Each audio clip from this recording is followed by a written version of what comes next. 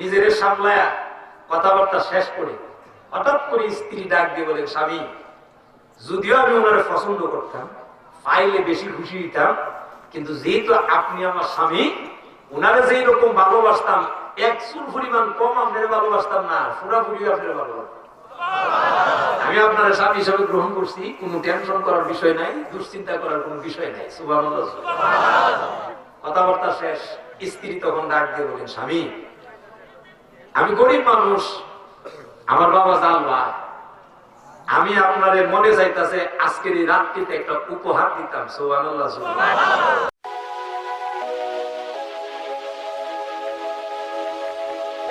আল্লাহর একজন পয়গম্বর হযরত সুলাইমান আলাইহিস সালাতু ওয়াস সালাম, নাম শুনছেন না আপনারা? সুলাইমান আলাইহিস সালাতু ওয়াস সালাম, ওনার আব্বাও একজন পয়গম্বর, উনিও একজন পয়গম্বর, পয়গম্বরের ঘরের পয়গম্বর। দাউদ আলাইহিস সালাতু ওয়াস সালাম, উনিও একজন বাদশা, উনার সন্তান সুলাইমান আলাইহিস সালাতু ওয়াস সালাম একজন বাদশা। চিৎকার মেরে বলুন না সুবহানাল্লাহ। আর একটু জোরে বলুন আল্লাহু আকবার। দাউদ আলাইহিস সালাতু ওয়াস সালামের একজন আর দুইজন নয়, 19 জন হলো ওনার ছেলে সন্তান। 19 জন ছেলে সন্তান। বাবারা গো, দাউদ আলাইহিস সালাতু ওয়াস সালাম যখন বয়োবৃদ্ধ হয়ে গেল, বয়োবৃদ্ধ হওয়ার পর উনার সিংহাসনে কে বসবে, কে হবে এই রাজত্বের মালিক? বাবা কোন না কোন একজন সন্তানকে, উপযুক্ত সন্তানকে চেয়ারে বসানো দরকার আছে না নাই? আরো জোরে বলুন, দরকার আছে না নাই?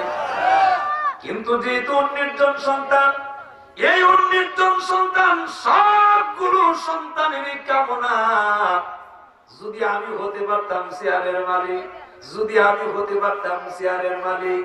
ওরে পৃথিবীর মুসলমান, কোন বাবার যদি 4 জন 5 জন সন্তান থাকে গো, বাবা ঠিকই সন্তানগুলোরে মায়া করে, কিন্তু এর ভিতরে যে সন্তান একটু ভালো চলে, যদি ভালো হয়, মানুষের সাথে যদি ভালো আচরণ করে, এই সন্তানটার প্রতি বাবার একটু আস্থা বেশি থাকে। ঠিক কিনা জোরে কর।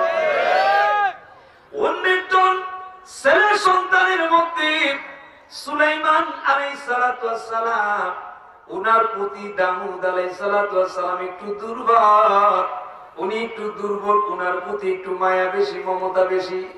কারণ সুলাইমান আলাইহিস সালাতু ওয়াস সালাম উনিও আদবের দিক দিয়ে বড় ভালো, এই জন্য উনার প্রতি দাউদ আলাইহিস সালাতু ওয়াস সালাম একটু দুর্বল।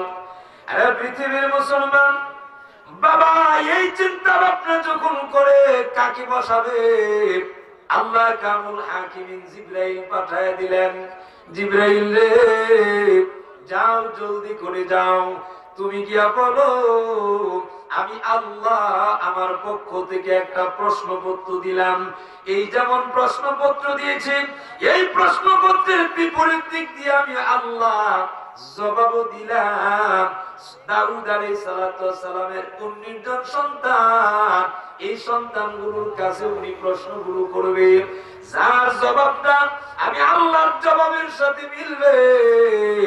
দাউদ আলাইহিস সালাতু ওয়াস সালাম যে সিংহাসনের মালিক, এই সিংহাসনে বসবে ও দাউদ আলাইহিস সালাতু ওয়াস সালামের ওই সন্তান, যেই সন্তানটা আমি আল্লাহর জবাবের সাথে জবাব মিলাইতে পারবে। চিৎকার মেরে বলুন সুবহানাল্লাহ।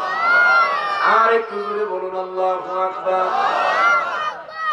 পৃথিবীর মুসলমান, দাউদ আলাইহিস সালাতু ওয়াস সালামের কাছে যখন সেই প্রশ্ন আসলো, আল্লাহর পক্ষ থেকে যখন প্রশ্ন আসলো, বাবারা গো, প্রশ্ন হাতে নিয়া পিছন দিক দিয়া দেখেন জবাব আছে, কিন্তু দাউদ আলাইহিস সালাতু ওয়াস সালাম জবাব বলে দিবেন না। উনি ডাকলেন উনার সন্তানগুলোকে ডাকলেন, আবার রাজত্বের সব মানুষগুলোকে ডাকা হলো। ডাকা হওয়ার পরে উনি তখন সকল মানুষের সামনে 19 জন সন্তানকে ডেকে বলে, সন্তানেরা রে, আমি আমার পক্ষ থেকে কোনো প্রশ্ন করব না, যতগুলো প্রশ্ন তোমাদের কাছে করব সবগুলো প্রশ্ন হলো আমার আল্লাহর পক্ষ থেকে। চিৎকার মেরে বলুন সুবহানাল্লাহ। আর একটু জোরে বলুন আল্লাহু আকবার। সন্তান অন্যের জন সন্তান যখন বসা, দাউদ আলাইহিস সালাম প্রশ্ন করেন, সন্তানেরা রে, এক নাম্বার প্রশ্ন হলো তোমাদের কাছে, বলো দেখি রে, সবচাইতে নিকটে কোন জিনিস? চিৎকার মেরে বলুন সুবহানাল্লাহ। সবচেয়ে নিকটে কোন জিনিস? এক সন্তান তো চেয়ারে যেহেতু বসায় মনে মনে ভাবতেছে চেয়ার যেহেতু আমার নিকটবর্তী, বা আমি যেহেতু চেয়ারের নিকটবর্তী, তাহলে চেয়ার মনে হয় নিকট। এইরকম 18 রকমের জবাব। কিন্তু সুলাইমান আলাইহিস সালাম উনি কোনো জবাব দেন না। চিৎকার মেরে বলুন সুবহানাল্লাহ।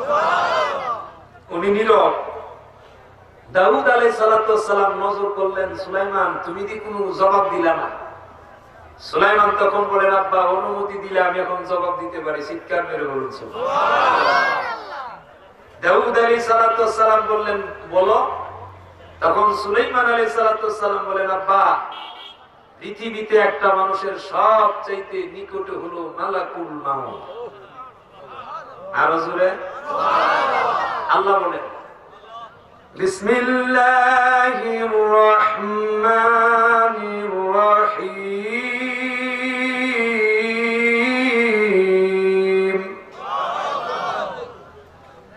কুল্লু নাফসিন যায়িকাতুল মাউত।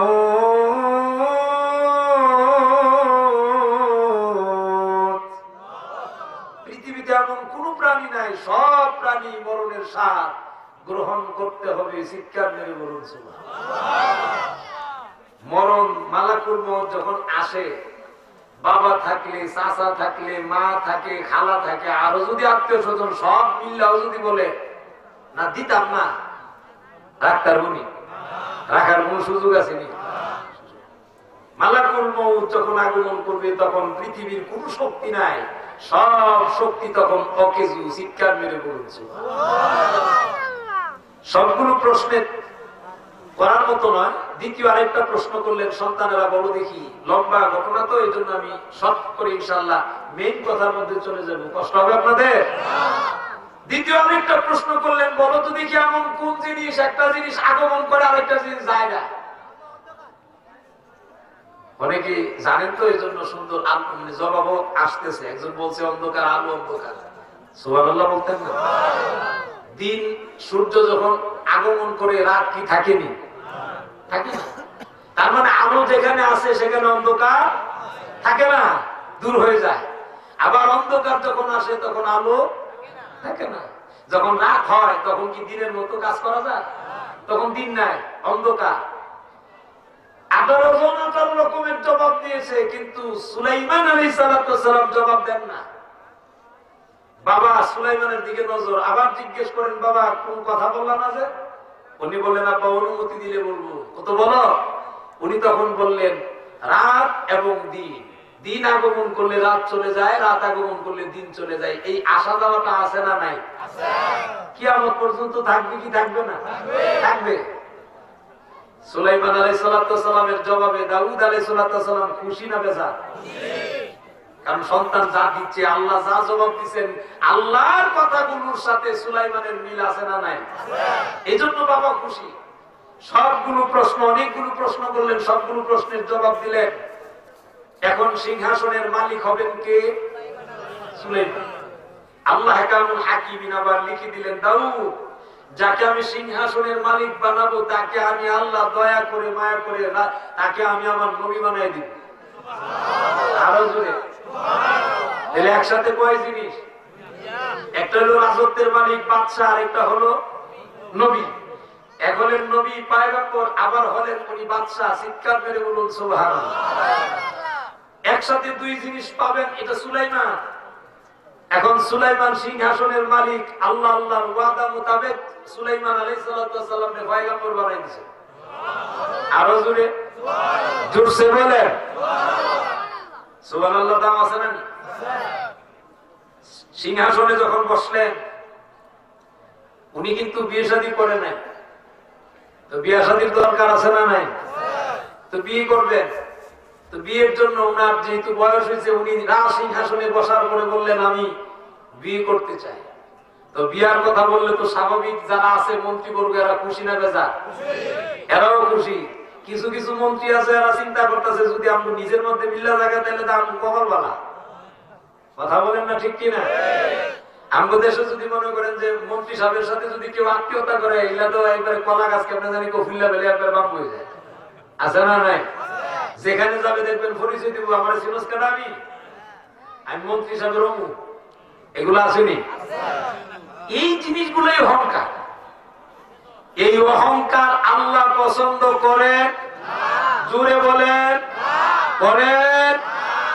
আল্লাহর কাছে তার তত দাম বেশি যেই মানুষটার ভিতরে খোদাভীতিটা বেশি, আল্লাহর ভয় যার ভিতরে বেশি তার তত দাম আল্লাহর কাছে বেশি। চিৎকার মেরে বলুন তাহলে আল্লাহর ভয় হৃদয়ের ভিতরে থাকা দরকার আছে না নাই? আর হৃদয়ের ভিতরে যার ভিতরে আল্লাহর ভয় থাকবে এই মানুষ অন্যের উপরে জুলুম করবে না, অন্যের উপরে অত্যাচার করবে না, বাহাদুরি করবে না, প্রখরতা আনবে না। চিৎকার মেরে বলুন ঠিক কিনা?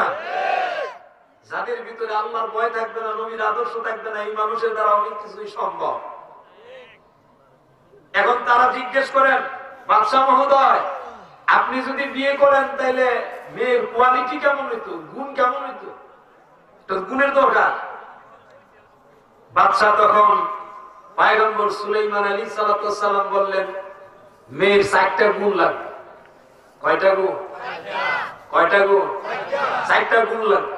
ও কি কি গুণ লাগবে? সুলাইমান আলাইহিস সালাম বললেন 1 নাম্বার গুণ হলো উনি সুন্দরী হওয়া লাগবে। কি হওয়া লাগবে? সুন্দরী হওয়া লাগবে।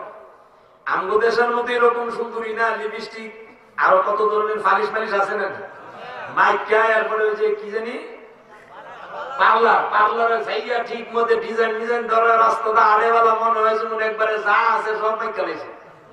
আর এটার গন্ধে শয়তান যা আছে সব এটার দিকে চুকিয়ে চুকিয়ে আছে না নাই? আরো জোরে।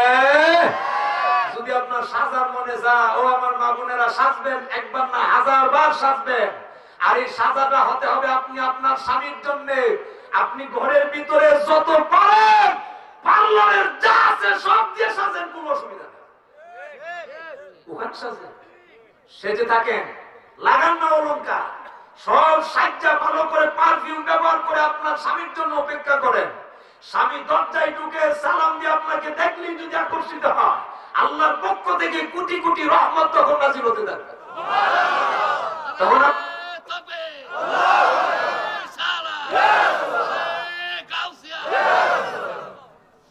তখন এনে রহমত নাজিল হইব, রাস্তার বাইরে হইব গজব। ঠিক কিনা জোরে কন? রাস্তার বাইরে তখন তো শয়তানে আপনার রং লাগাই দিব। আর শয়তানের যত চোখ আছে এই কুদৃষ্টি দিয়ে আপনার কাম বিনাশ। আছে না নাই? এখন আপনাদের দেশে এরকম আছে কিনা আমি জানি না। আমি তো ছোটবেলা দেখছি ওই যে বেগুন খেতে বা আরো বিভিন্ন ক্ষেতের মধ্যে দেখতাম যে ফাইল আছে না, পাতিলের মধ্যে যে চোখ বানায়া ইয়া বানায়া সেটা দিয়ে দিলে মানুষ জিজ্ঞেস করতো কি ওইটি কে লিখে দিচ্ছে, ওটা দিচ্ছে যাতে চোখ না লাগে।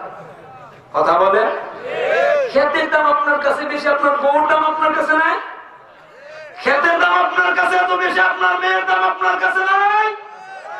হে মুসলমান, একজন নারী তার এত সম্মান এত ইজ্জত, একজন নারী একজন নবী পয়গম্বরের মা। ঠিক কিনা জুড়ে কর? একজন নারী একজন ওলি আল্লাহর মা, তার ইজ্জত আছে।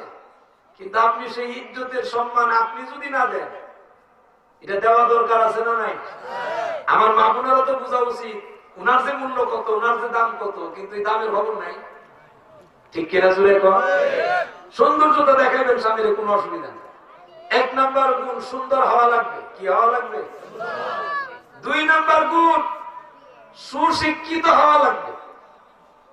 আমাদের দেশে এখন যারা শিক্ষিত এরা হলো ফ্রি মাইন্ড। কি মাইন্ড? জোরে কর, আরো জোরে। আমি বুঝাইতে পারি কিনা আল্লাহই ভালো জানে। ফ্রি মাইন্ডটা সবচেয়ে বেশি চলে ঢাকা ইউনিভার্সিটি থেকে শুরু করে যত হায়ার ক্লাসের মনে করেন কলেজগুলো আছে। কথা কম না ঠিক কিনা? এই অধঃপতনের একমাত্র কারণ হলো ইসলাম মানি না। ইসলাম না মানার কারণে এই অধঃপতন। ঠিক কিনা জোরে কর? আজকে মা বোনেরা কেন দর্শিতা হয়? খুঁজে দেখেন কারণ কি? পর্দা নাই। কোরআনের এই আইনটা যদি একটা মানুষ মানত, তার সম্মান বেড়ে যায়। সুবহানাল্লাহ। মার্কেটে গেলে একটা ইয়াং বয়সের মেয়েও যদি বুরকা পরে যায়, দুলাডালা বুরকা যদি পরে, আবার টাইট ফিট না, এখন তো বুরকাও বেরিয়েছে নমুনা, কথা বলেন না? যদি একটু দুলাডালা হয়, এরকম বুরকা পরিহিত একটা মেয়ে যদি মার্কেটে যায়, যেতেই তো পারে, শরীর তো তার বাধা দিছে না, কিন্তু পর্দা করে যায়। পর্দা করে গেলে দেখবেন মার্কেটে ওই যুবক যিনি মার্কেটে বিক্রি করে উনি কিন্তু তখন ডাক দিয়ে খালাম্মা বসেন। সুবহানাল্লাহ কোন না? খালাম্মা শব্দটা চিন্তা করছেন নি? মার বোন যিনি উনি হলো খালাম্মা। সম্মান বাড়ছে না কমছে?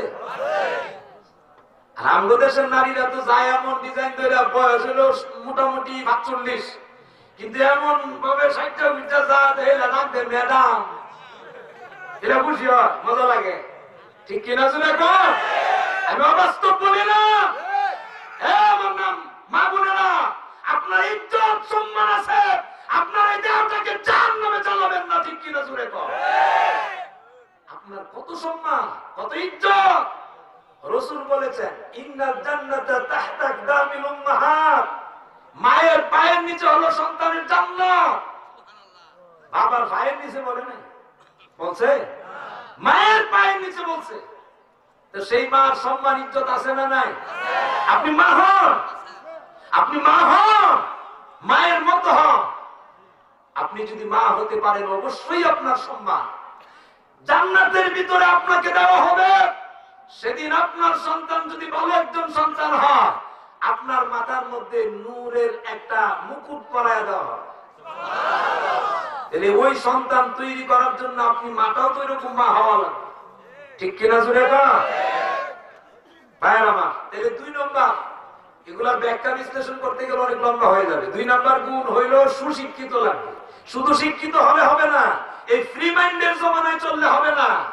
এখনকার জমানা হইল ফ্রি মাইন্ডের জমানা। ছেলে তার বাড়িতে মেয়ে নিয়ে আমার বান্ধবী, কথা বল না, ঠিক কিনা? আমার বান্ধবী একজন প্রাপ্তবয়স্ক নারী এবং পুরুষ। আল্লাহ রাসূল বলেন, খলিফাতুল মুসলিমিন ওমর ফারুক থেকে বর্ণিত, উনি বলেন একজন পুরুষ এবং একজন নারী যদি একত্রিত হয়, এখানে তারা 2 জন থাকে না, তাদের সাথে আরেকজন আছে, এটা হইল মাশাআল্লাহ শয়তান। এখন শয়তানের কাজ কি ভালো কাজ না খারাপ কাজ? তাহলে এই ফ্রি মাইন্ডের জগৎ তো যায়, এত ফ্রি মাইন্ড হওয়ার চিন্তা করেন না। যেইভাবে আল্লাহ এবং আল্লাহ রাসূল বলছেন এইভাবে চলা দরকার আছে না নাই? আমরা চলতে রাজি আছি? আল্লাহ সবাই কবুল করুক, সবাই বলে গুণ কয়টা গেল? 3 নাম্বার আরেকটা গুণ লাগবে, বংশ মর্যাদা। কুফু অর্থাৎ উনার বংশ এরকম হওয়া লাগবে, আমার মতো উপযুক্ত হওয়া লাগবে। সুবহানাল্লাহ। আরো জোরে। 3 নাম্বার শেষ। 4 নাম্বার হলো চরিত্র ভালো হওয়া না, সৎ চরিত্রবান হওয়া না। এটার মধ্যে হলো সবচেয়ে বড় বেজা, ঠিক কিনা? জোরে। এই জায়গাটাতে সবচেয়ে বড় সমস্যা। চরিত্র বলতে আমরা কি বুঝি? এটি বুঝি। 4 গুণওয়ালা নারী খোঁজা শুরু হলো, মন্ত্রী টন্ত্রী যা আছে সব বাইরেছে। আর বাইরে দেয় কোন জায়গাতে গেলে 4টা গুণ নেই, হয়তো 2 গুণ নাইলে 3 গুণ, 4 গুণওয়ালা কোন নারী নেই। এই সংবাদ, এই খবর বাদশা বিয়ে করবে, চতুর্দিকে ছড়ায় গেছে। চতুর্দিকে যে ছড়ায় গেছে, প্রত্যেকেই তার মেয়েটাকে দেওয়ার জন্য কিন্তু খুব চেষ্টা করতেছে যে কোন রকম গুন্ডা মিলে দেওয়া যায়। এরকম আছে না নাই? ভালো একটা জায়গা পাইলে দেখবেন সবাই চেষ্টা করে ভালো জায়গাতে তার কন্যারে বিয়ে দেওয়ার জন্য। মুসলমান, এই 4 গুণওয়ালা এমন নারী যখন খুঁজে পাওয়া যায় না বাবারা গো, চতুর্দিকে যখন সংবাদ চলে যায়, এই সংবাদটা আপনার একেবারে জেলে পল্লী তো চলে গেছে, কামার পল্লী তো চলে গেছে, দুধ বিক্রি করে গোয়াল পল্লীতেও চলে গেছে। সব পল্লীতে যখন সংবাদ চলে যায় বাবারা, ওই জেলে পল্লীর মধ্যে একজন মেয়ে, এই মেয়েটার কাছে আছে 3টা গুণ, 1টা গুণ নাই। 1 নাম্বার গুণ হলো মেয়েটা বড় সুন্দরী। 2 নাম্বার গুণ মেয়ের মধ্যে আছে মেয়েটা সুশিক্ষিত, সুন্দরীও আছে, সুশিক্ষিত আছে। 3 নাম্বার গুণ হলো ধনী উনি না, মর্যাদার দিক দিয়ে ধনী না, জেলের মেয়ে। 4 নাম্বার গুণ হলো মেয়ের মধ্যে চরিত্র, এমন চরিত্র উনারে উনার আব্বা ছাড়া কোন পর পুরুষ উনারে জীবনে দেখে না। এই গুণটা ভালো না খারাপ? কেমন গুণ? বাবা ছাড়া কোন পর পুরুষ উনারে দেখে। কেমন চরিত্র? এই 4 গুণ এই মেয়ে যখন খুঁজে পাওয়া গেল, কিন্তু ওখানে তো কেউ সংবাদ দিবে না। এ মুসলমান বাবারা, এই সংবাদ যখন মেয়ের কানের মধ্যে গিয়া পৌঁছায়া যায়, জেলে যখন তার স্ত্রীকে বলে, বিবি রে, আমরা শুনলাম আমাদের বাদশা নাকি বিয়ে করবেন, 4 গুণওয়ালা, আমরা গরিব, জাল ভাই, দিনে আনি দিনে খাই, গরিব মানুষ। আমার মেয়ে সুন্দরীর দিক দিয়ে কিন্তু মাশাআল্লাহ, চরিত্রের দিক দিয়ে মাশাআল্লাহ, আবার দেখা যায় শিক্ষার দিক দিয়েও সুশিক্ষিতা। এই 3টা গুণ আছে।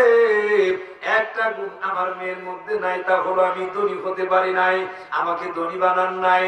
স্ত্রীর সাথে যখন কথা বলে, ওই মেয়েটা কান পেতে বাবার মার কথাগুলো যখন শুনলো, উনিও চিন্তা ভাবনা করে দেখলেন 4 গুণ, যেই গুণগুলো খুঁজলো, অবশ্যই উনি আল্লাহওয়ালা মানুষ। চিৎকার মেরে বলুন সুবহানাল্লাহ।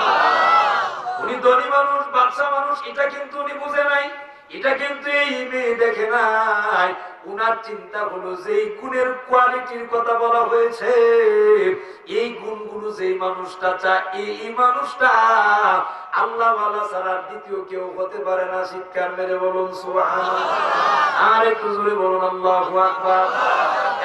মুসলমান বাবারা, ও আমার মা বোনেরা, অন্তরের কান লাগায়া শুনেন গো, একজন জেলের কন্যা কিন্তু এমন গুণ। ও মা, আপনার আমার মেয়ের মতো টেলিভিশন গিয়া সিনেমা দেখে না, আপনার আমার মেয়ের মতো ডেটিংগিরি করে না, আপনার আমার মেয়ের মতো অসৎ চরিত্র না, এমন সুন্দর চরিত্রবান মেয়েটা। তখন তার বাবার কাছে এসে বলেন, আব্বা গো, আমি আপনাদের কথাগুলো শুনলাম। ও আব্বা, আমার মনে চাই গো, যিনি এই প্রস্তাবটা দিয়েছেন, যিনি এই গুণের কথা বলেছেন, উনার কাছে যদি আমার বিয়ার প্রস্তাবটা দিতেন, আমি উনার কাছে বিয়ে বসতে চাই। চিৎকার মেরে বলুন সুবহানাল্লাহ। আর একটু জোরে বলুন আল্লাহু আকবার। ও আমার মুসলমান বাবারা, জেলে মানুষ, গরিব মানুষ, এই জন্য উনি কিন্তু রাজি না। কারণ গরিব হওয়ার কারণে এত বিশাল বড় জায়গার মধ্যে কেমনে দিবে গো? এই যে জেলে মানুষ, জাল ভাই, উনি কিন্তু জীবনে কোনোদিন সুলাইমান পয়গম্বরে দেখছে না। আমাদের এলাকাতে এরকম লোক আছে না? এমন অনেক লোকই আছে, দেখবেন যে দুলাল গান্ধী বসবাস করে নরসিংদী শহরটা কেমন দেখছেন, আছে না? দেখে না, এটা স্বাভাবিক। উনি যেহেতু জাল বা, ওনার ডিউটি জাল বা, দিনে আনে দিনে খায়, উনি কোন সময় বাচ্চারে দেখবো এই সুযোগ উনার হয়েছে। মেয়ে যখন প্রস্তাব দিলেন, বাবা খুব দমক দিছে না, বিয়ে দেওয়া যেত না, কারণ আমরা গরিব মানুষ। আর এই গরিব মানুষ যদি প্রস্তাব দিয়ে, এমনও হইতে পারে যে এই দেশ থেকে আমার বিদায় করে দিতে পারে, আছে না? আরো জোরে। এই বৈষম্যগুলো ইসলাম সমর্থন করে না। ইসলাম এই বৈষম্যগুলো সমর্থন করে না। কে সুন্দর, কে কালো, কে খাটো, কে লম্বা, এগুলা ইসলাম খুঁজে না। ইসলাম খুঁজে কার ভিতরে আল্লাহর ভয় বেশি আছে। চিৎকার মেরে বলুন সুবহানাল্লাহ। পৃথিবীর মুসলমান, খলিফাতুল মুসলিমিন ওমর এমন একজন বাদশা, এমন একজন খলিফা, উনি যেই রাস্তা দিয়া হেঁটে যায়, এই রাস্তা দিয়া ইবলিস শয়তান কিয়ামত পর্যন্ত যাবে না। এমন একজন আল্লাহ নবীর সাহাবী হযরত ওমর ফারুক রাদিয়াল্লাহু তাআলা ওনার সন্তান আব্দুল্লাহর বিয়ে করাবেন। ও মুসলমান বাবারা, কন্যা তালাশ করে কিন্তু খুঁজে পাওয়া যায় না। হঠাৎ করে উনি ছদ্মবেশে যখন বের হয়েছে, প্রজাদের অবস্থা দেখার জন্য, কার কোন অবস্থা, প্রত্যেকটা প্রজার ব্যাপারে বাদশা যারা, নেতা যারা, জবাবদিহিতা করা আছে না নাই? নেতা হওয়া এত সহজ মনে করো না রে পৃথিবীর মুসলমান। এই জন্য আমার হুজুর কেবলা ফান্দাউকের হুজুর কেবলা বলতেন, ও বাবারা, যদি কোনো দায়িত্ব তোমার গায়ে আসে তুমি কিন্তু অবহেলা করবে না, আর নিজের সচ্চাইয়া কোনো দায়িত্ব টাইম না এনো না। কারণ যদি টাইম না আনো, যদি অবহেলা করো, কিয়ামতের দিন আল্লাহর কাছে জবাব আছে না নাই? আরো জোরে বলেন, আছে না নাই? পৃথিবীর মুসলমান, খলিফাতুল মুসলিমের উপর কেমন মানুষ ছিলেন, জনগণের কেমন খোঁজ খবর নিতেন, কত চিন্তা। আমার রাজত্বের ভিতরে একটা মানুষ যদি অনাহারে থাকে, খাদ্য যদি না পায়, কিয়ামতের দিন আল্লাহ যদি আমারে প্রশ্ন করে আমি জবাব দিতে পারবো না। অথচ খলিফাতুল মুসলিমিন ওমর ফারুক এমন একজন মানুষ, আল্লাহর নবীর হাতে গড়া ছাত্র। শুধু এইটুকু নয়, আল্লাহর নবী এই পৃথিবীতে থাকতে যাকে জান্নাতের সার্টিফিকেট দিয়েছেন এমন একজন খলিফা হযরত ওমর ফারুক। উনি রাত্রিবেলা ছদ্মবেশে যখন দেখে, হঠাৎ করে দেখা যায় একটা ঘরের ভিতরে একজন মেয়ে তার মার সাথে কথা বলতেছেন, কথোপকথন করেন। খলিফাতুল মুসলিমিন ওমর ফারুক দাঁড়িয়ে গেলেন, শুনতে লাগলেন কি আওয়াজ হয়। মা তখন মেয়েকে ডাক দেয়, মা আজকে বলো কতটুকু দুধ দিয়েছে গাভী, অথবা বকরিগুলো কতটুকু দুধ দিয়েছে। যেই মাত্র বলেছে, মেয়ে বলতেছেন, আম্মা গো মনে হয় 2 থেকে 3 কেজি হবে। মা তখন মেয়েকে ডাক দিয়ে বলে, মা আর একটু দুধের সাথে পানি মিশাও, যেহেতু এটা বাজারে বিক্রি করা লাগবে। ও পৃথিবীর মুসলমান, আপনার ঘরের ভিতরে আপনি যদি দুধের সাথে পানি বেশি পরিমাণে মিশায় খান, কোনো অসুবিধা নাই। কিন্তু দুধ যদি বিক্রি করার নিয়ত থাকে গো, আর যদি পানি মিশায়া নিয়ে বিক্রি করেন, এই বিক্রি করাটা হইল হারাম। কথা বল, এই বিক্রি করাটা হারাম। আমাদের দেশে আসেনি, অভাব নাই। কিন্তু মাসালা না জানার কারণে, এই কথাগুলো না বলার কারণে কিন্তু এই ব্যবসা করতেছে। ঠিক কিনা জোরে কন, আরো জোরে বলেন ঠিক কিনা? দুধের সাথে পানি মিশ্রিত করে বাজারে বিক্রি করা যাবে? আপনি খান, আপনার পরিবারের লোক সংখ্যা বেশি, আপনি আধা কেজি দুধের সাথে 1.5 কেজি পানি মিশান, কোনো অসুবিধা? এটা চল আছে। কিন্তু আপনি যদি বিক্রি করার ইচ্ছা বাজারে নিয়ে যান, এই কাজগুলো যদি করেন, এটা হারাম, এটা হারাম, এটা হারাম। আরো জোরে। মুসলমান, ওই মেয়েটি তখন তার মায়ের কথার জবাব দেওয়া শুরু করলেন, আম্মা গো খলিফাতুল মুসলিমিন ওমর ফারুক নিষেধ করেছে, দুধের সাথে পানি মিশ্রিত করে বিক্রি করা যাবে না। মা তখন বলে, মেরে খলিফা তো আর আঙ্গ দরজার কাছে দাঁড়ানো নাই। সুবহানাল্লাহ জোরে কর। ঘটনাক্রমে কিন্তু খলিফাতুল মুসলিমিন ওমর ফারুক দাঁড়ানো, ঠিক কিনা? কিন্তু ভিতর থেকে তো ওনারা জানে না। মেয়ে তখন ডাক দিয়ে বলে, আম্মা যদিও খলিফাতুল মুসলিমিন ওমর ফারুক দাঁড়ানো নাই গো, উনি যাকে ভয় করে নিষেধ করেছেন উনি আমার আল্লাহ। আমি আল্লাহরে বড় ভয় করি। কিয়ামতের দিন আল্লাহর সামনে আমি জবাব দিতে পারবো না। ও মা, যেহেতু জবাব দিতে পারবো না, এই জন্য এই দুধের সাথে আমি পানিও মিশাইতে পারবো না। যেই মাত্রই কথাগুলো বললেন, মেয়ে তখন বলেন, কেন পারবা না? কারণ আল্লাহর ভয় আছে। এই পৃথিবীর মুসলমান, এই জন্য আল্লাহ বলেছে, আল্লাহর ভয় ভিতরে থাকলে আল্লাহ পাক রব্বুল আলামিন তারে জান্নাত দিবেন। চিৎকার মেরে বলুন সুবহানাল্লাহ। বিসমিল্লাহির রহমানির রহিম। ইয়া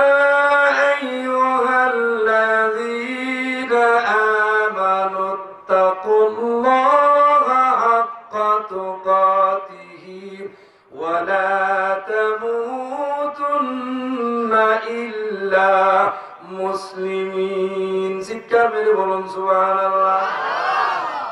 ঈমানদারদেরকে আল্লাহ বলেন, ইয়া আইয়ুহাল্লাযীনা আমানুত্তাকুল্লাহ, হে ঈমানদাররা, তোমাদের ভিতরে আল্লাহর ভয় জাগ্রত করা দরকার আছে না নাই?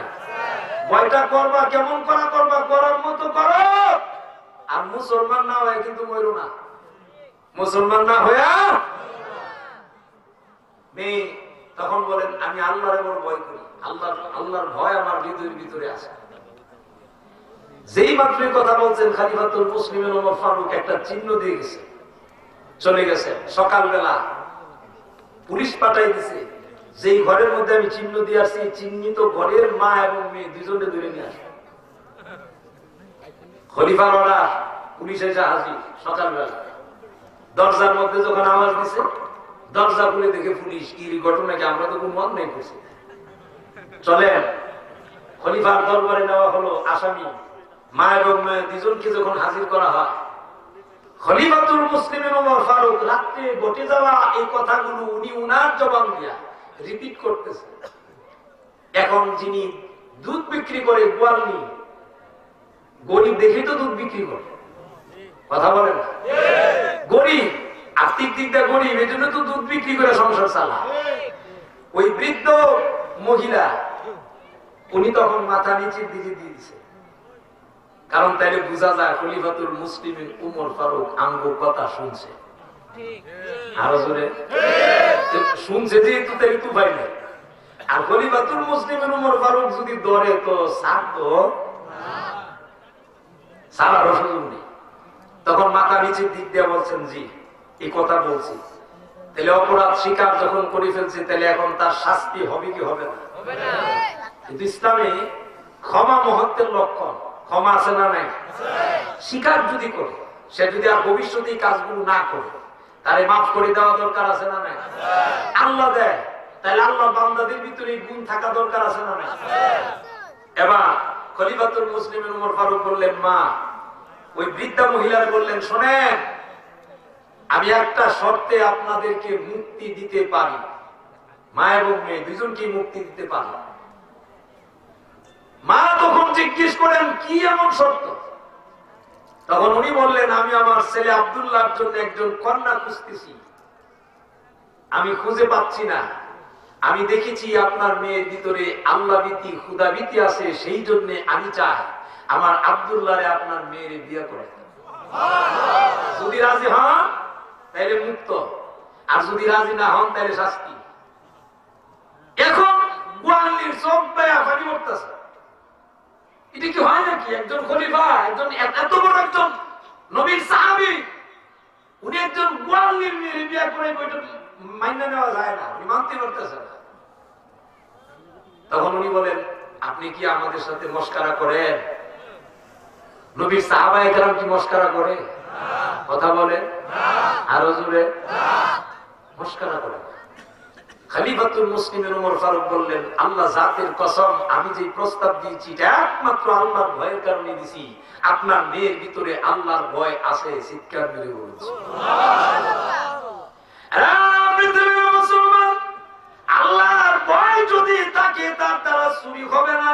আল্লাহর ভয় যদি থাকে গো, এই মানুষের দ্বারা মিথ্যা কথা হবে না, এই মানুষ অন্যের উপরে জুলুম করবে না, অহংকার করবে না, বাহাদুরি করবে না। এই জন্য বলা হয়েছে ভয় থাকবে যার ভিতরে আল্লাহর যত ভয় থাকবে বেশি, আল্লাহ পাকে তারে জান্নাত দিয়া খুশি করবেন। ঠিক কিনা? জোরে কোন আরো জোরে বলুন ঠিক কিনা? বাবা যখন তাকে বুঝাইতে পারে না, মেয়ে তখন ডাক দিয়ে বলেন, আব্বা গো, মনে আছে না আপনারা? আব্বা আমার প্রস্তাব হলো, আপনি শুধু প্রস্তাবটা নিয়ে দেন, গ্রহণ করা না করা এটা উনার বিষয়। আপনি শুধু প্রস্তাবটা উনার কাছে নিয়ে পৌঁছায়া দেন। যেই মাত্র বলা হয় প্রস্তাব দেন গো, মা তখন রাগ হয়, গুসা হয়, দাঁড়ায় গেলেন। দাঁড়ায় ডাক দি বলে, মেরে তুমি কি বুঝো না একদম জেলের ঘরে তোমার জন্ম, জেলের ঘরে তোমার জন্ম, এত বিশাল বড় স্বপ্ন তোমার দেখা উচিত না? ও পৃথিবীর মুসলমান, একজন রিকশাওয়ালার সন্তান, উনি যদি খালি কল্পনা করে লন্ডন যাইতাম, লন্ডন যাইতাম, দুলাল গান্ধীর মানুষে কবে তুই কি ভাগলে শুনগা, বড় লোকের কোথায় তুই যাইতে না, তুই বেলা রিক্সা চালা, তোর বাবা তুই যাইতে গেল না। কথা বল না? ঠিক বাস্তবতা, এটি স্বাভাবিক। কিন্তু স্বপ্ন যদি আপনি দেখেন, সেই স্বপ্নের বাস্তবতার দিকে যদি আপনি চলেন, অবশ্যই আপনার এই স্বপ্নটাকে আল্লাহ পাক রব্বুল আলামিন বাস্তবে রূপ দেবেন। আরো জোরে বল না, এগুলার প্রমাণ আছে না নাই? আরো জোরে। রাস্তার ফকিরেও আল্লাহ বাদশা বানাইছে, আবার ওই বাদশাহী মহল থেকে নামায় একবারে রাস্তার নামায় দিয়েছেন, চিৎকার মেরে বলেছে। এই ঘটনাটা কিন্তু এরকমই একটা ঘটনা। মেয়ে বলেন, আমি তো চাই শুধু প্রস্তাব দিতে, গ্রহণ করলে করুক, না করলে না। বাবারা মাওরা, মা খুব রাগ হইয়া ওনার একটা আঘাত দিচ্ছে, আর যখন আঘাত করছে মেয়েটা জমিনে পড়ে গেছে। পড়ে যাওয়ার কারণে রক্ত বের হয়েছে। মেয়েটা কাঁদতেছে আর বলতেছে, আম্মা আমি তো অন্যায় কোনো দাবি করি নাই, আমি শুধু চাইছি আমার প্রস্তাবটা দেন। আব্বা যদি প্রস্তাব দেয়, উনি যদি গ্রহণ না করে, তাহলে তো আমি জুড়ে দিয়ে হইতাম পারতাম না, ঠিক কিনা? আরো জুড়ে। আশা তো থাকতেই পারে। মা এত রাত মারলেন, মেয়েটা মায়ের খাওয়ার পর উনি তখন চলে গেছে। উনি ওনার রুমের ভিতরে যায়, তখন কাঁদতেছে। রাত যত গভীর হয়, আল্লাহর রহমতের দরজা তত খুলে যায়। সুবহানাল্লাহ জোরে। রাত গভীর হইলে রহমতের দরজা খুলেন কে? রাত যখন গভীর হয়েছে, মেয়েটা তখন কাঁদতেছে, চোখের পানিগুলো ছেড়ে দিয়ে কেঁদে কেঁদে আল্লাহর কাছে অভিযোগগুলো দেয়। রাত গভীর হয়ে গেছে, মানুষগুলো ঘুমায়া গেছে, পশু পাখি গুলো ঘুমায়া গেছে, তোমার রহমতের দরজা কিন্তু বন্ধ হয় না। ওগো প্রভু হে, আমি প্রস্তাব দিতে চেয়েছি, বাদশার দরবারে দিতে চেয়েছি, ধনের জন্য নয়। আমি উনার সম্পদের লোভে পড়ে আমি প্রস্তাব দিতে চাই নাই। আমি দেখেছি উনার মধ্যে যেই গুণ আছে, কোয়ালিটি আছে, এই গুণওয়ালা মানুষ যদি আমাকে গ্রহণ করে, এই উসিলা দিয়া কিয়ামতের দিন আল্লাহ তুমি আমারে নাজাত করে দিবা। মেয়ের উদ্দেশ্য ভালো না খারাপ? এইভাবে একদিন আর 2 দিন নয়, 1 রাত আর 2 রাত না, উনি আল্লাহর দরবারে কান্না শুরু হয়। ও মুসলমান বাবারা গো, যতই রাত যায় ততই আল্লাহর দরবারে কান্দে। এরকম কিছু রাত কান্দার পর হঠাৎ করে একদিন রাত্রি বেলাতে উনি উঠে একটা কাগজের টুকরা নিয়ে চিঠি লিখতেছেন। আব্বা যেহেতু প্রস্তাব দিত না, তাহলে আমি এই চিঠির মাধ্যমে প্রস্তাবটা বুঝাইতে পারি। আরো জোরে কন্যা শুনলাম। তখন উনি চিঠি লিখতেছেন। চিঠির মধ্যে লিখলেন, সালামবা, আপনি আল্লাহর পয়গম্বর, আপনি আল্লাহর পয়গম্বর, আবার হলেন বাদশা। আমি আপনার সম্পদের প্রতি লোভী হয়ে আপনার কাছে প্রস্তাব দেইনি। আমি প্রস্তাব দিচ্ছি আপনার কাছে, আপনি যে গুণ খুঁজছেন, এতে বোঝা যায় আপনি আল্লাহওয়ালা। আপনি যদি আমারে গ্রহণ করেন, তাইলে আমার জীবন সার্থক হবে। চিৎকার মেরে বলুন সুবহানাল্লাহ। উনার পরিচয় নিচে দিয়ে লিখলেন, ইতি, জেলের মেয়ে। কার মেয়ে? জেলের মেয়ে। আমি আপনারা জ্ঞানী মানুষ, আমি আপনাদেরকে জিজ্ঞেস করি, বলুন তো এই সিটির মধ্যে উনার পরিচয় আছে কি? এখানে কিন্তু 2 গ্রুপ হয়েছে, কিছু লোক কইতাছে আছে, কিছু লোক কইতাছে নাই। মাঠের মধ্যে কিন্তু 2 গ্রুপ হয়ে গেছে। আচ্ছা দেখি, আমি পরীক্ষা করে দেখি সিটির মধ্যে পরিচয় মেয়ে আছে, এই পক্ষে কারা কারা হাত উঠান। এখন মোটামুটি অনেকে উঠেছে, নামা পরিচয় নাই, এই পক্ষে কারা কারা আছেন হাত উঠান। তাহলে বোঝা যায় সবাই ওই পক্ষে পরিচয় আছে। মুসলমান, এই চিঠির মধ্যে কিন্তু মেয়ের পরিচয় নাই, পরিচয় নাই। প্রশ্ন করেন কেমনে? এই জন্য বলছি, উনি কিন্তু লেখছেন ইতি, জেলের মেয়ে। ওনার নাম আসেনি? নেই। ওনার আব্বার নাম আসেনি? তো জেলে কি খালি একজনই আছে না আরো আছে? যদি দুলাল কান্দির কোন একজন রিক্সাওয়ালা যদি ওই আপনার মন্ত্রীর কাছে একটা চিঠি পাঠা লেখা দেয় যে রিক্সাওয়ালার ছেলে, যে আমি দুলাল কান্দির রিক্সাওয়ালার ছেলে, এখন দুলাল কান্দি কি রিক্সাওয়ালা একজন না আরো আছে? কোন রিক্সাওয়ালার ছেলে এটা তো পরিচয় নাই। তাহলে এই চিঠির মধ্যে মেয়ের পরিচয়। বাদশার দরবারে চিঠিকে পড়ছে অনেকদিন পর, বসার পরে বাদশার কাছে মন্ত্রী চিঠি পড়েন, শোনা কি প্রস্তাব আসছে, বিয়ার যেহেতু প্রস্তাব আসছে তাহলে বিয়ার প্রস্তাব তো পড়া শোনানো দরকার আছে না নাই? তখন উনি চিঠি পড়া শোনাইতেছে। হঠাৎ করে দেখে সর্বনাশে নিচে দা লেখা আছে ইতি জেলের মেয়ে, তাহলে তো এমনি গরিব মানুষ, আবার নাই পরিচয়। তো বাদশারে বলতেছেন, বাদশা আপনি যদি বিয়া কইরা লাইতেন তাহলে তো আমরা এই বিপদ আর আসেন না। এখন যে কোন জায়গাতে ওই প্রস্তাব আসে, কি বলেন? চিঠিটা পড়ে শুনাইলেন। বাদশা আল্লাহর পয়গম্বর, অত্যন্ত গুরুত্বপূর্ণ একটা বিষয়। সুলাইমান আলাইহিস সালাম অহংকার করে কথাটা বলে নাই, কিন্তু ওনার মুখ দিয়ে একটা কথা বাহির হয়েছে। এই কথাটা হলো এত বড় সাহস, এই এত বড় সাহস বলার মতো যোগ্যতা ওনার কাছে আছে না নাই? আরো জোরে। সব ধরনের কোয়ালিটি গুণ আছে না নাই? কিন্তু থাকার পরেও উনাকে আল্লাহ যেহেতু নবী বানাইছেন, পয়গম্বর বানাইছেন, বাদশাহী দিয়েছেন, কিন্তু এই কথাটা উনি অহংকার মূলক ভাবে বলেন নাই। কিন্তু তারপরেও আল্লাহ হাকামুল হাকিমিন উনার এই কথাটা পছন্দ করে নাই। জুড়ে কম না? আরো জুড়ে। আর আঙ্গুর ভিতরে তো অহংকারে বলা, অহংকারে ফুলে যায়। আঙ্গুর মোল্লার মধ্যে যে নাই এরকম না, কিন্তু বেশি ওই আমার মুরব্বী গেছে খুব বেশি, আসলেও বেশি। মোল্লার মধ্যে এইলা মনে করে যে আমি বড়, আমার তো বড় নাই, আছে না? আরেকজনে আমি বড় আছে। এই বড় বড় তুমি কিসের বড়? যার ভিতরে যত আল্লাহর ভয় থাকবে এই মানুষটা তত মাটির মতো নরম হবে। আরো জোরে বলেন। আপনার কোন আচরণে অহংকার প্রকাশিত হবে না। সবগুলো কথা হয়তো বলার সুযোগ হবে না, আমার এই কথাটা সময়ের ভিতরে শেষ করার চেষ্টা করব। আল্লাহ আমাদের সবাই কবুল করুন, সবাই বলে আমিন। যেহেতু বলছেন এত বড় সাহস, তাহলে এই চিঠি কি গ্রহণ হয়েছে না অগ্রাহ্য? গ্রহণ হয়েছে। আল্লাহ কামুল হাকিমিন বেজার হয়ে বললেন, সুলাইমান আমি তো তোমার নবী বানাইছি, আমি তোমার বাদশা বানাইছি, কিন্তু এত বড় সাহস বলার জন্য তো আমি তোমার অনুমতি দিছি না। সুবহানাল্লাহ। আরো জুড়ে। দেখবেন দুনিয়ার দৃষ্টিতে একটা উদাহরণ দিই, কষ্ট হইতেছে আপনাদের? দেখবেন দুনিয়ার জগতে মনে করেন আর কি, আমার মেম্বার সাহেব মনে করেন একজন প্রতিনিধি বানাইছে বাজার, মনে করেন আর কি। তো মেম্বার সাহেব যদি একজন প্রতিনিধি পাঠায়, মেম্বার সাহেব না গেলেও কিন্তু উনার যাওয়া হয়েছে, ঠিক কিনা?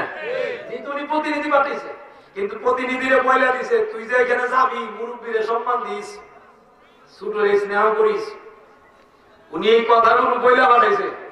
এখন সে যদি ওখানে যায় যদি মেম্বার সাহেবের যে ইজ্জত, সুতরাং কি আবার কারে সম্মান দিতাম? মেম্বার সাহেবের কথা মানছেনি? তাহলে মেম্বার সাহেবের কানে যদি এই কথা আসে, মেম্বার সাহেব তার উপরে খুশি হইব না বেজার হইব? আরো জোরে। আল্লাহ নবী পয়গম্বর পাঠাইছেন, ওনাদের ভিতরে একেবারে পরিষ্কার, ওনাদের ভিতরে কোনো যায় ঝামেলা নেই। কিন্তু এর পরেও আল্লাহ পাক রব্বুল আলামিন সুলাইমান আলাইহিস সালামের পরীক্ষা করেছে। কেন বললেন? এমন পরীক্ষা ফলাইছে, ওনারে আল্লাহ হাকামুল হাকিমিন একটা আংটি দিছে। এটা হলো মুজিজার আংটি। কিসের আংটি? মুজিজার আংটি। এই আংটি উনার কাছে থাকলে দেও দানব জিন পরি যা আছে সব সুলাইমান নবীর কথা মানে কি মানে না? আরেকটা আওয়াজ দিয়ে বলুন, মানে কি মানে না? সব মানে। এখন সুলাইমান নবী আল্লাহর পয়গম্বর, উনি যদি বাথরুমে যাওয়া লাগে, টয়লেটে যাওয়া লাগে, তাহলে এই আংটি সাথে নিয়ে যাওয়া যাবে না। মুজিজার আংটি। আল্লাহ কামুল হাকিমিন সুলাইমান নবীর যখন পরীক্ষা ফেলে দিলেন, এখন সুলাইমান আলাইহিস সালামের পেটে যখন একটা সিট দিছে, মন্ত্রীবর্গ যখন বসা, ওই মন্ত্রীবর্গের মাঝখানে যখন পেটে দিছে সিট, উনি যাইতে হবে এখন টয়লেটে, বাথরুমে। উনার একজন খাদেম জিনদের মধ্যে, এই খাদেমের কাছে উনি তখন আংটিটা দিছেন। সুবহানাল্লাহ। আংটিটা দিয়ে বললেন আমি টয়লেট থেকে আসি। তো টয়লেটে যাইতে গেলে আংটি দিছেন, খাদেম দাঁড়ানো। এই দিক দিয়ে আল্লাহ কামুল হাকিমিন সুলাইমান নবীরে কেমন পরীক্ষা ফেলে দিলেন, হুবহু সুলাইমান আলাইহিস সালাতু ওয়াস সালামের মতো মাথার থেকে ভাতা পরিমাণ, কোনো ভেজাল নাই। এইরকম একজন জিনদের মধ্য থেকে একজন শয়তান, এই শয়তান খাবিস, এই শয়তানকে ফাটাই দিছে। পরীক্ষা করতেছেন কে? আরো জোরে মনে আসেনি কোন কথার কারণে? এই কথাটা খালি মনে রাখতে হবে। এখন পরীক্ষার জন্য যখন এসে গেছে, যখন আসলেন শয়তান, সুলাইমান নবীর মতো যদি হুবহু দেখতে হয়, ধরেন মনে করেন আর কি, যদি আমার মতো একজন আইসা এখন স্টেজে আমি নাইমা গেলাম, আর যদি আরেকজন আসে আপনারা তো মনে করবেন আমি এসেছি, ঠিক না? উনি যখন আগমন করে আইসা ওই খাদেমের কাছে বলতেছে আংটি দাও, তাহলে তো বোঝা যাবে সুলাইমান নবী আগে দিয়ে গেছে, চাইতাছে, কোনো সমস্যা নাই। যেই মাত্র চাইছে, সুলাইমান আলাইহিস সালাতু ওয়াস সালাম মনে কইরা শয়তানের হাতে ওই খাদেম আংটি দিয়ে দিছে। আংটি উনি শয়তান নিয়ে হাতে লাগায় দিয়া সিংহাসনে বসে উনি তখন বলতেছে, শোনো, আজকের মতো আমি বিদায় দিব। আর আরেকটা কথা তোমাদেরকে জানাই দেই, আমার এই রাজত্বের ভিতরে হুবহু দেখতে আমারই মতো একজন শয়তান প্রবেশ করছে। যদি কোন সময় কখনো তোমাদের সাথে সাক্ষাৎ হয়, উনি কিন্তু নিজের সুলাইমান বলে ওই পরিচয় দিবে। তো যদি তোমরা পাও, যেখানেই পাইবা ওখানেই কিন্তু উনার ইচ্ছা মতো দুলাইটা দিবা। আমি আপনাদেরকে জিজ্ঞেস করি, যিনি এই ভাষণ দিচ্ছেন উনি কে? উনি তো শয়তান, সাখরা। এই শয়তান সাখরা তখন এই ভাষণ যখন দিছে, জনগণ এখন একজন আরেকজনের দিকে তাকার, ওইটা আর কোন আজব কথা শোনা, হুবহু উনারই মতো। আবার সুলাইমান বলে পরিচয় দিবে, এটা তো আশ্চর্য লাগতেছে। আশ্চর্য লাগার বিষয় চলে গেছে। খাদেমটা দাঁড়ান, এবার সারা খুব চিন্তায় হয়ে গেছে। হঠাৎ করে সুলাইমান আলাইহিস সালাতু ওয়াস সালাম বাথরুম থেকে একটু দেরি হয়েছে, লেট হয়েছে। এই লেটটা করাইছেন কে? দেরি করে যখন বাইর হয়েছে, বের হওয়ার পর এখন খাদেমের কাছে গিয়ে বলতেছেন আংটি দেন। খাদেম টাকায় দেহে মাথার থেকে ভাতা পরিমাণ, আসলে তো বেজাল নাই, তো যা কইছে হুবহু মিল আছে। খাদেমে জিজ্ঞেস করেন আপনি কি? আমি সুলাইমান। যখন বলছে সুলাইমান, তো তাহলে তো কথা ঠিক হয়ে আছে। কি ঠিক আছে? আপনি যে আপনার পরিচয় দিবেন সুলাইমান, আপনি যে শয়তান, আমি কি চিনছি না? সুলাইমান নবীরে বলতেছেন পরীক্ষা চালাইছেন কে? সুলাইমান আলাইহিস সালাতু ওয়াস সালামকে ধমক দিয়ে বলেন, কি বলো? ধমক দিয়ে আল্লাহ। যখন বলছে ধমক দিয়ে না, উনি ডাক মারছে, কেন কই আসো বাইর। আগেরই তো কথা, যখন সুলাইমান আলাইহিস সালাতু ওয়াস সালামের উপরে আক্রমণ শুরু হলো, মায়ের শুরু হয়েছে। আর মায়ের যখন শুরু হয়েছে, মারতে মারতে সুলাইমান আলাইহিস সালাতু ওয়াস সালামকে রক্তাক্ত করে দিলেন। পরীক্ষা চালাইছেন কে? আল্লাহ। মনে আসেনি? এখন রক্তাক্ত অবস্থায় চিন্তা করছে, মনে করছে যে মনে নাই, ওনারে ধরে নদীর পার ফেলে দিয়ে আসছে। রাত্রিবেলা নদীর পার, সকালবেলা ওই যে জেলে মাছ ধরতো, মনে আছেন আপনারা? জেলে আইসে মাছ ধরতো। মাছ যখন ধরতে আসছে, আইসা দেখে কিরে একজন লোক দেখা যায়, এটা ফুরা রয়েছে, হাত পা নড়ে চলে না। জেলে দৌড়ায় গেছে কাছে, কাছে গিয়া দেখলেন না শ্বাস আছে। তো যেহেতু চেক করে দেখছে শ্বাস প্রশ্বাস চলতেছে, তখন ওই জেলের ভিতরে একটা মায়া লেগে গেছে। দেখবেন গরিব মানুষের ভিতরে মায়া কম না বেশি? এটা কিন্তু বাস্তবতা। গরিব মানুষের হৃদয় থাকে বড়, হয়তো ক্ষমতায় ব্যয় হওয়া এই জন্য বেশি করে করতে পারে না, কিন্তু আসলেই তাদের অধিকাংশ গরিব মানুষের হৃদয় থাকে। সুবহানাল্লাহ। আরো জোরে বলেন না সুবহানাল্লাহ। এটার প্রমাণ কি আপনি দিতাম, মাঝে মাঝে আপনাদেরকে একটু বুঝায় আর কি। দেখবেন আমি আমারই দিয়ে মনে করে একটা উদাহরণ দিই। আমগরে মাঝে মাঝে কিছু মানুষ এত মহব্বত করে, এত ভালোবাসে, যদিও ঠিক মতে আম করে আপ্যায়নটা ওইভাবে উনি যেভাবে চাইতেছে করতে পারতেছে না, কিন্তু উনার হৃদয় থেকে কিন্তু উনি ভালোবাসেন। আনজায়া দুইরা মরা সুমায়া টুমায়া তো হুজুর এত ভালোবাসি, কিন্তু উনার সমর্থের ভিতরে ওইরকম ভাবে ভাবতেছে না, কিন্তু ভালোবাসার কমতি নেই। টাকা পয়সা দিলে খালি ভালোবাসা হয় না, এই ভালোবাসাটা এটা হৃদয় থেকে আসে। সুবহানাল্লাহ। জেলে লক্ষ্য করে দেখলেন উনার যেহেতু সেন্স আছে, এখন উনি একটু সেবা করলেন, হাত পা গুলো একটু মালিশ করে দিয়া গরম করিয়া যেই মাত্র সুলাইমান আলাইহিস সালাম তাকান, উপরের দিকে তাকায় দেখে একজন মানুষ উনার সেবা করতেছে। এবার জিজ্ঞেস করে, ও বাবাজি, এখন আপনি কেমন কেমন অনুভূতি করেন? উনি তখন বসলেন, বসে বসে যাওয়ার পর বললেন, কে আপনি? জেলে তার পরিচয় দেয়, আমি জাল ভাই, মাছ মারি, বাজারে বিক্রি করি, সংসার চালাই। সুবহানাল্লাহ জোরে কোন।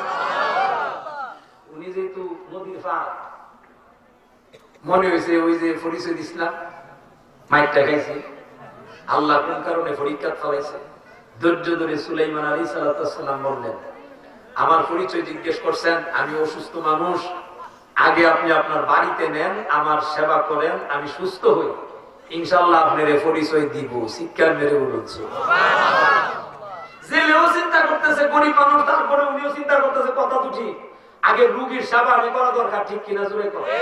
আমগো দেশও দেখবেন এখন অ্যাক্সিডেন্ট করে বলে মরে যাবে, আরেক বেলা হ্যাঁ মানে ক্যামেরা করতেছে, তোমরা ছাড়তো লাইক কমেন্ট পাইতো আছে না? নয়, এটা আদবের খেলা। আপনি নবীর উম্মত হলে আপনার প্রয়োজন একজন অসুস্থ মানুষ, তার আগে সেবা করা, ঠিক কিনা জোরে কর। আপনি তারে আগে ডাক্তারের কাছে পাঠান, প্রয়োজনে তার অবস্থানটা দেখেন, কিন্তু এটা না করে হ্যাঁ মোবাইল নিয়ে আসে, হ্যাঁ উড়াইতা সারিয়া করতেছে না, মিলে যাবে আছে না? না, এগুলো সাবেন। মুসলমান যেই মাত্র ওনাকে বাড়িতে নেওয়া হয়েছে, জেলে মানুষ ওনারে ভালোভাবে যদিও সেবা করতে পারে নাই, আল্লাহ কামুল হাকিমিন পরীক্ষা ফেলে দিয়েছে। এবার দেখা যায় যখন উনি সুস্থ হলেন, 2-3 দিন থাকার পরে ওই জেলে মানুষ উনি বলেন, বাবা গো, আমি গরিব, সারাদিন মাছ মারি, যা পাই বাজারে বিক্রি করি, আমার সংসার পরিচালনা করি। ও বাবাজি, আমি আপনার কাছে বলি, আপনি যদি আপনার পরিচয়টা দিতেন, আপনার পরিচয় মোতাবেক যদি আপনারে পৌঁছায়া দিতে পারতাম।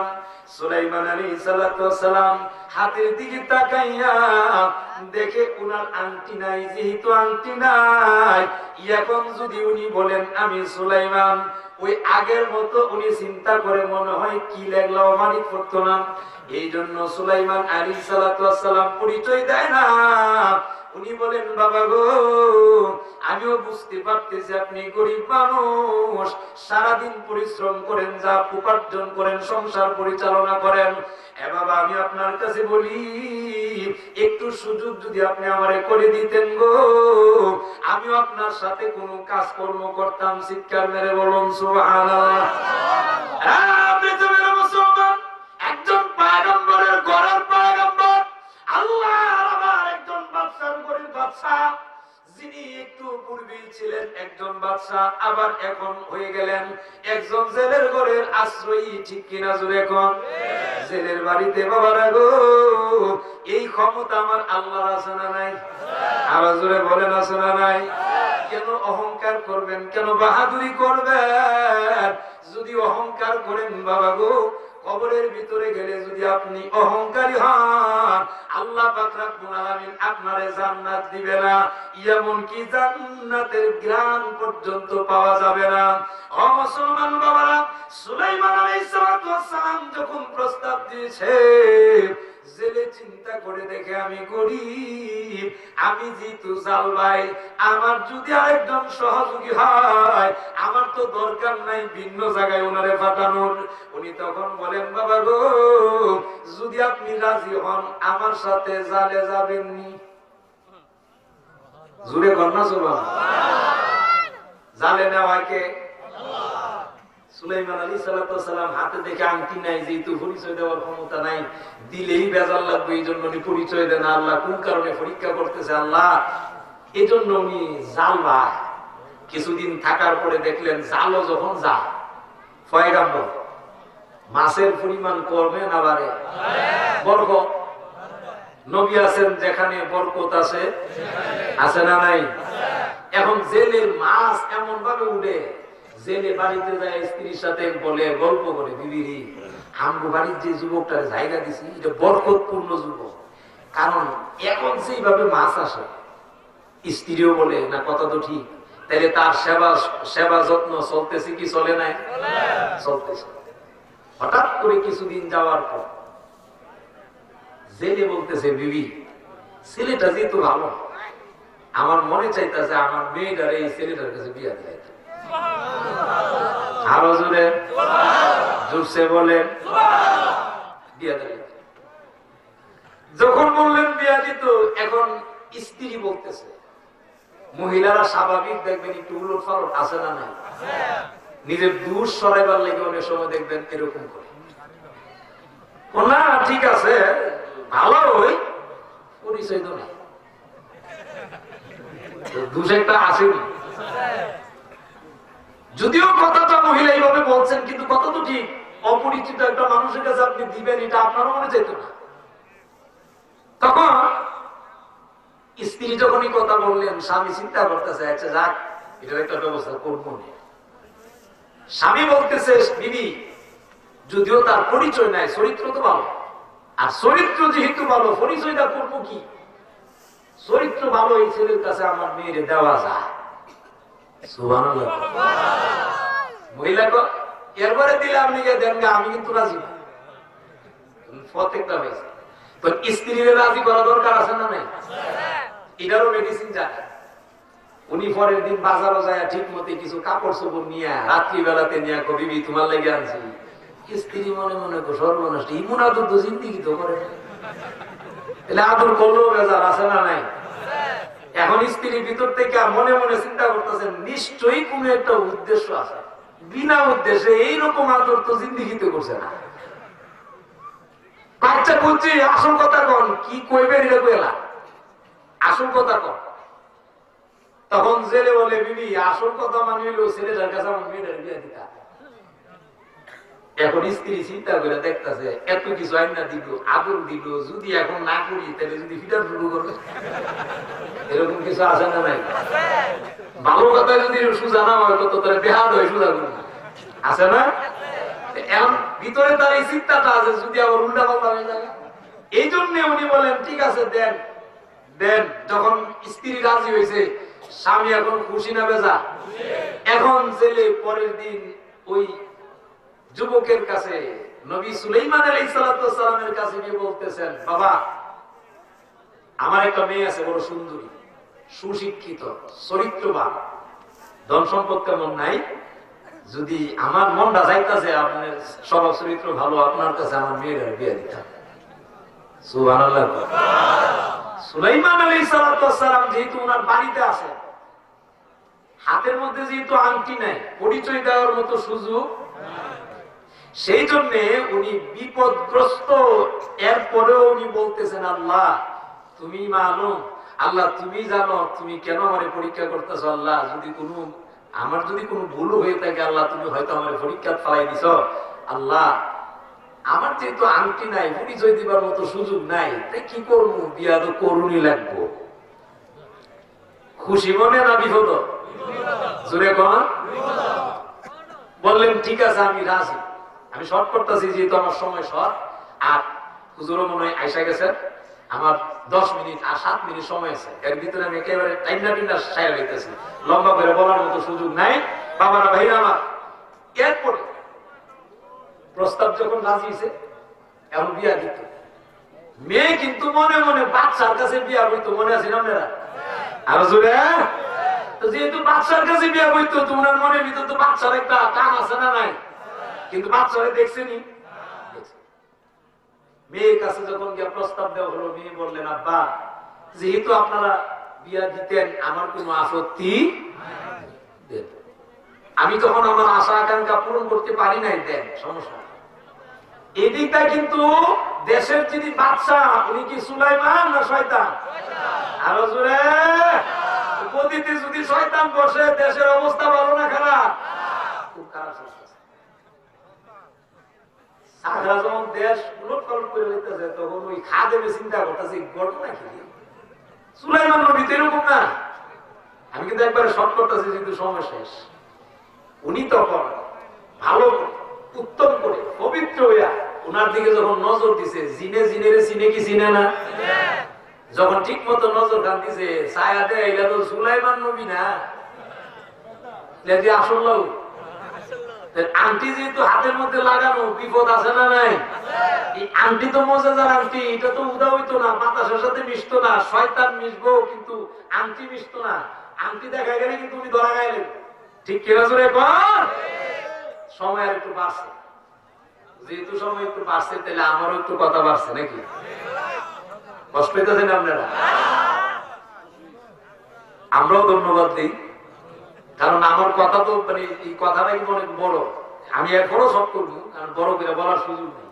ভাই আমার, এই পরিস্থিতিতে সুলাইমান নবী যেহেতু ধরা খাইছিল, এটা তো শয়তান সাকরা সিনসে, যখন উনি যখন বাতাসের সাথে মিশতে চায়, যেহেতু আংটিটা মৌজেজার, এটা বাতাসে মিশবে না, সেই জন্য সাকরা শয়তান আংটিটা খুলে নদীতে ফেলে দিছে, আর উনি বাতাসের সাথে মিশা গেছে। জোরে কোন সুবহানাল্লাহ। আংটি কই? জোরে বলে। সুলাইমান নবী কই? জেলের বাড়ি। কোথায়? জেলের বাড়ি। সাকরা আসিন রাজত্বে, এখন রাজত্ব চাইলে দিছে। এখন যিনি খাদেম, উনি বড় চিন্তার মধ্যে পড়ছেন, তাইলে এতদিন রাজত্ব করছে শয়তান সাকরা, তাইলে আমার নবী সুলাইমান গেল কোথায়? সুবহানাল্লাহ বলবেন না? এখন চিন্তা বাড়ছে না কমছে? খালি বাড়তাছে। মুসলমান, ওই মেয়ের কাছে যখন বলা হয়েছে, মেয়ে তখন বলে, আব্বা গো, যেহেতু আমি আমার মনের আশা পূরণ করতে পারি না, এখন আর আপনাদের কাছে আমার কোনো অভিযোগ নাই। আপনাদের মন খায়েশ মতো বিয়া দেন, কোনো অসুবিধা নাই। ও বাবারা, বন্ধুরা আমার, একেবারে শর্ট করি, বিয়া শাদী হয়ে গেছে। যখন বিয়া হয়ে গেল, বাবারা গো, বাসরের পূর্বেই শ্বশুর তার জামাইরে বলেন, এখন জামাই আর শ্বশুর এখন লজ্জা একটু আছে না নাই? আগে তো যাইতো, এখন বলাটা ওই জন্য ওনার কাছে কেমন লাগতেছে। সকালবেলা ডাক দিয়ে বলে, জামাই জালে যাইবেন নি? চলেন যাই। ও মুসলমান বাবারা, জামাই আর শ্বশুর যখন নবী পয়গম্বর সুলাইমান যখন জালের মধ্যে আসছে, এই দিক দিয়া যখন আংটিটা ছেড়ে দিছে, তাফসিরে কাশফে উল্লেখ করা হয়, ওই যেই মাত্র ছাড়লেন, সাথে সাথে একটা মাছ আংটিটা মুজেজার আংটিটা মাছে গিলে নিছে। চিৎকার মেরে বলুন সুবহানাল্লাহ। আর একটু জোরে বলুন আল্লাহু আকবার। সব কিছু ঘটনা ঘটাইতেছেন কে? আরো জোরে।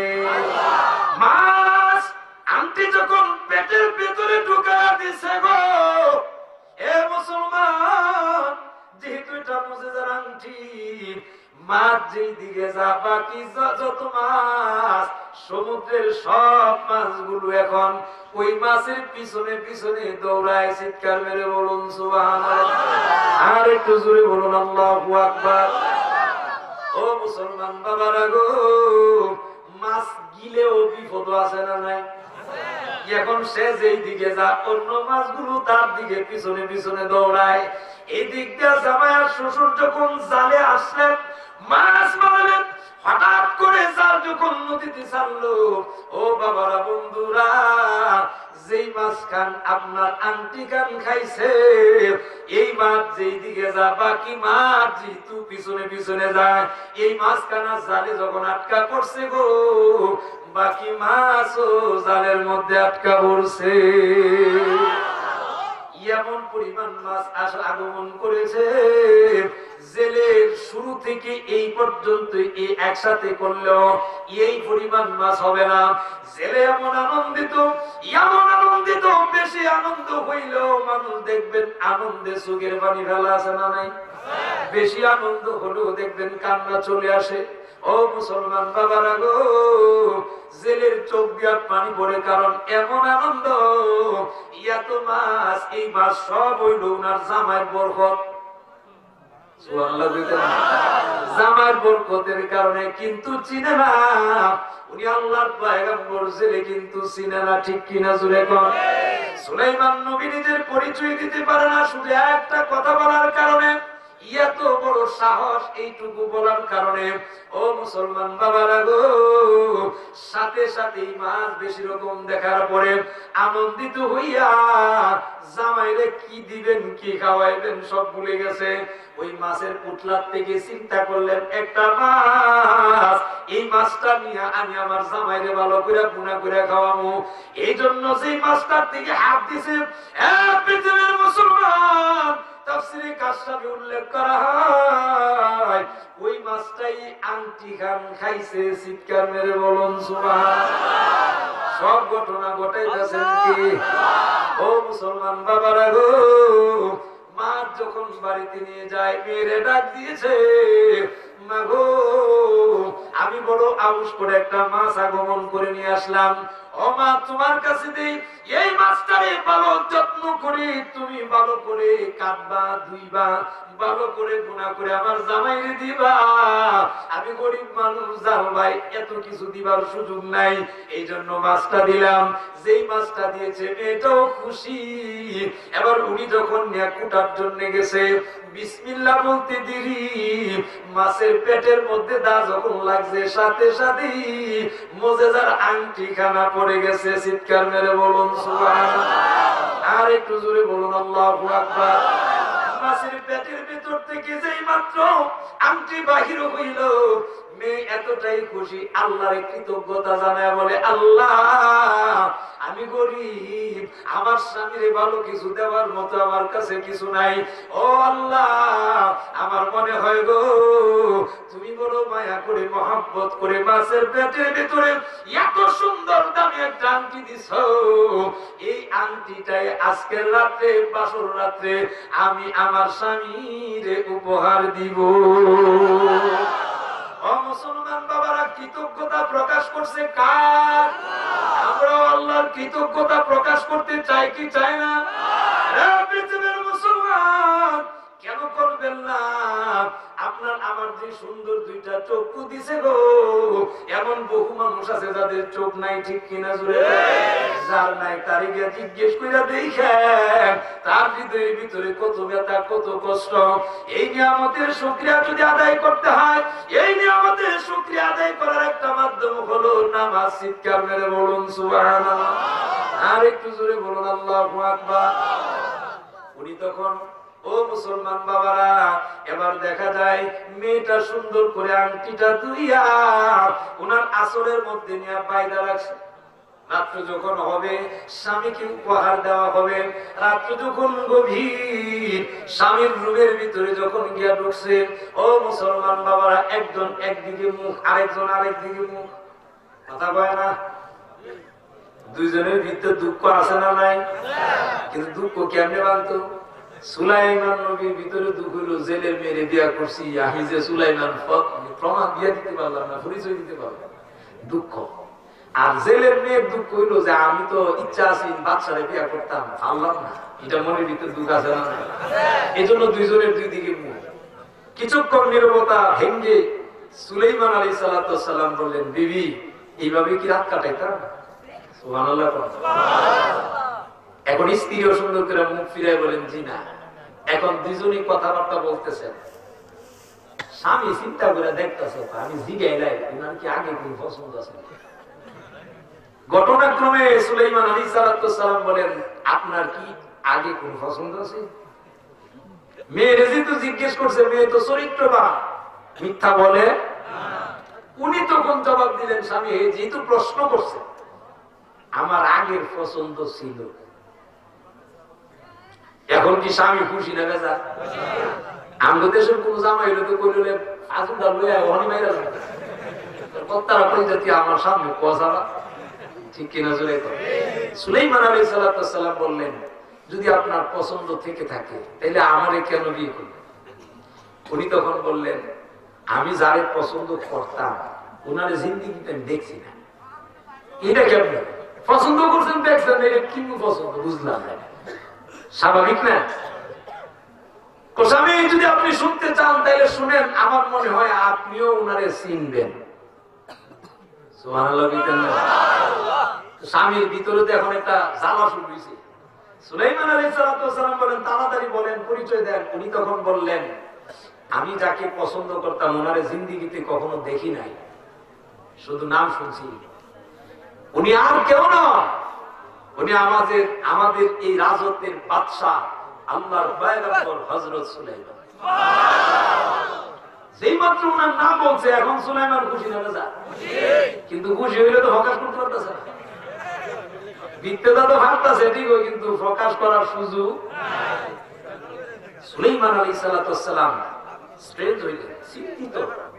হঠাৎ করে উনার ব্রেইনে ওই জিনিসটা আগমন করছে, ওই যে উনার কাছে একটা চিঠি গেছে। সুবহানাল্লাহ কইতেন না?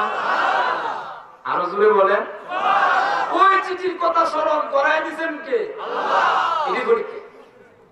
উনার তখন খেয়াল হলো, চিঠিতে তো কোনো পরিচয় দিছিল না, বলছিল জেলের মেয়ে।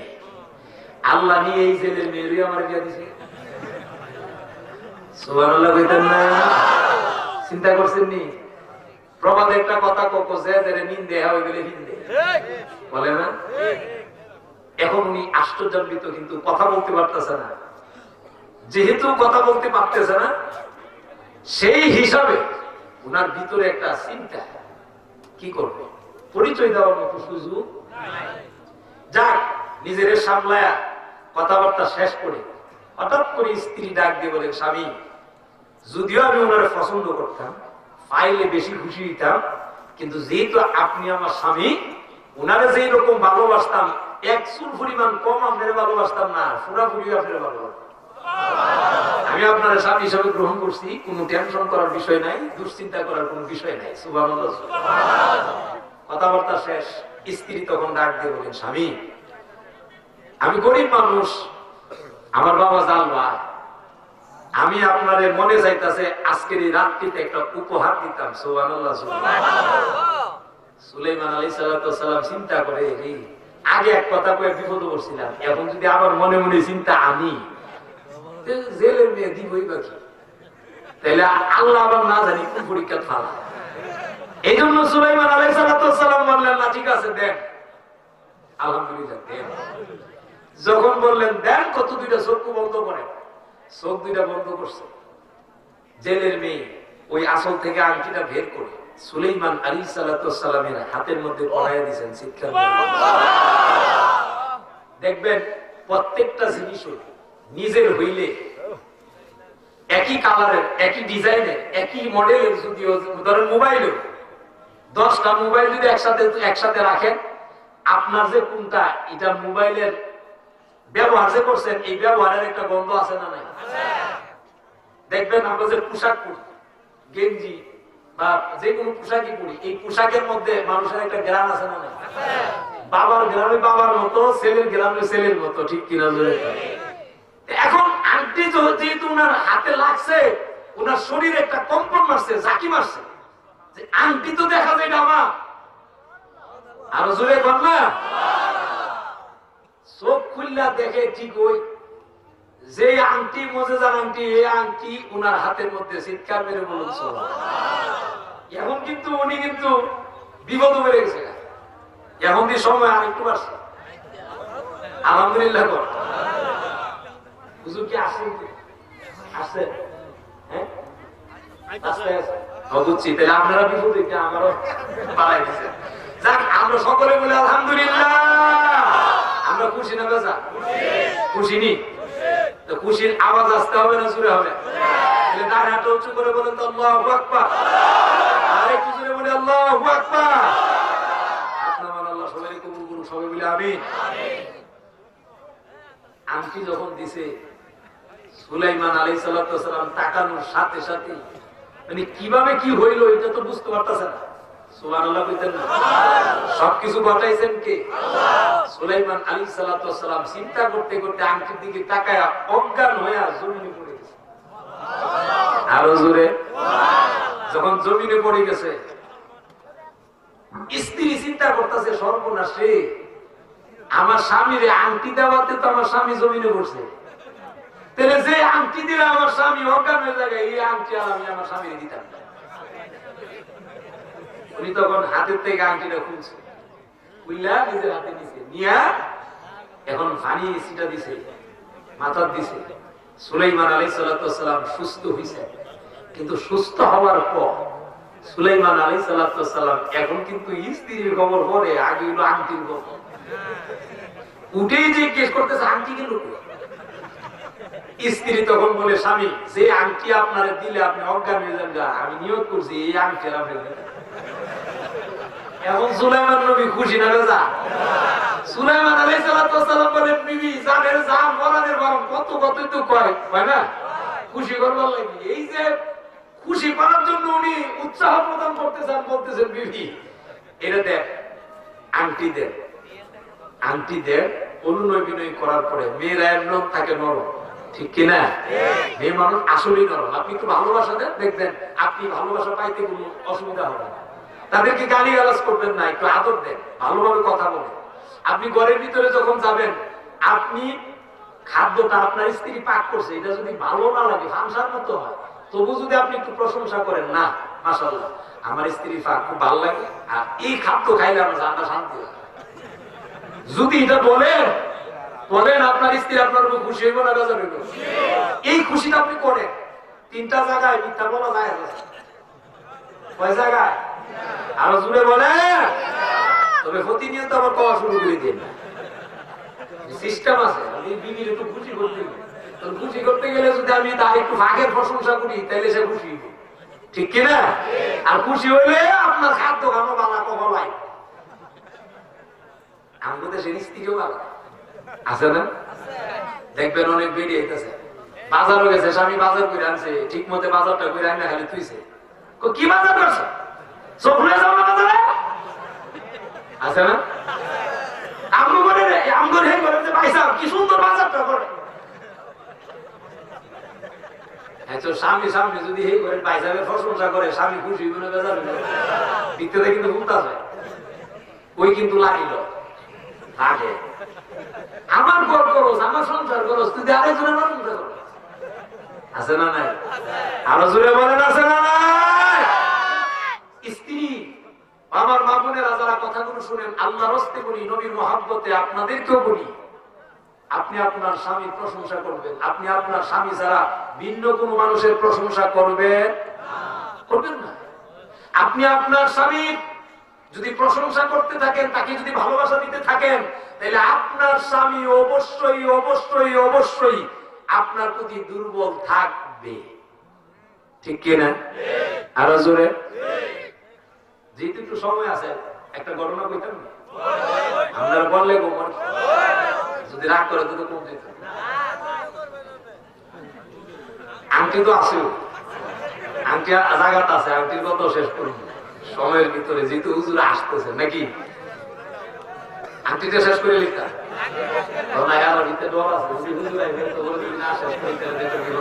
শেষ করে আল্লাহ আমাদের সবাই কবুল করুক, সবাই মিলে আমি এখন আংটিটাই শেষ করি। আংটি যখন অনুনয় করার পরে আবার সুবহানাল্লাহ, আবার যখন হাতে দিছে, আবার সুলাইমান নবী অজ্ঞান হয়েছে। কয়বার হয়েছে? জমিনে বসছে। স্ত্রী এবার খুব রাগ হইতেছে, দিলে অজ্ঞান দিতে হবে না।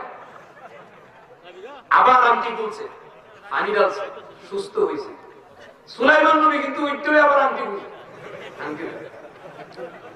স্ত্রী কো না, এখন আর আপনার আংটি দিতাম, এই আংটি বেচাও, এটা দিলে আপনি অজ্ঞান। সুলাইমান আলাইহিস সালাম অনুনয় বিনয় করার পরে আবার আংটি দেওয়া হয়েছে। আবার যখন আংটি দিছে, আবার অজ্ঞান হয়েছে। কয়বার হয়েছে? এখন জেলের মেয়ে চিন্তায় পড়ে গেছে যে না, 2বার তো আমি চেষ্টা করছি, এইবার আমি হালকা করতাম না। আব্বা আম্মারে ডাক দিছে, আব্বা আম্মারে যখন ডাক দিছে, আব্বা আম্মা দুইজনে আসছে। আসার পর সুলাইমান আলাইহিস সালামের আংটিটা খুলে মেয়েরে বলতেছে খুললে আমার হাতে দে। এটা হলো জেলের স্ত্রী। উনি বলতেছেন তার মেয়েরে যে জামার আংটিটা খুলে আমার হাতে দে। এখন সুলাইমান নবীর স্ত্রী উনি আংটি খুলে মেয়ে তার মার কাছে দিয়ে দিয়েছে, জেলের স্ত্রীর কাছে দিয়েছে। শাশুড়ির কাছে যখন আংটি গেছে গা, উনার হিসাব বললো যে আংটি দিলে এখানে বারবার অজ্ঞান হয়, এই আংটিটা দিয়ে দিল শাশুড়ির হাতে। সুস্থ হয়েছে। সুস্থ হওয়ার পরে উনি আশ্চর্যের ভিতরে যে আমার ঘরের ভিতরে আমার শ্বশুর শাশুড়ি আসছে কারো দেখে দিবি। তখন স্ত্রী বলে স্বামী দুইবার দিছি, দুইবার আপনি অজ্ঞান হয়েছে, এই জন্য আমি একটু ডরাইতেছি, ভয় পাইতেছি, এই জন্য আমি আমার আব্বা আম্মারে ডাক দিছি আর আংটিটা আমার আম্মার কাছে দাঁড়িয়েছি, এই আংটি আপনার দিতে। সুলাইমান আলাইহিস সালাম তখন চোখের পানিগুলো ছেড়ে দিয়ে কেঁদে কেঁদে বলেন, দীর্ঘদিন আপনারা আমার পরিচয় চাইছেন, দিতে পারি নাই, এখন আংটি দিবেন, ইনশাআল্লাহ আমি অজ্ঞান হব না। আমারে আংটি দিলে আমি আমার পরিচয় এখন আপনাদের কাছে তুলে ধরবো। চিৎকার মেরে আরেকটু জোরে বলুন আল্লাহু আকবার।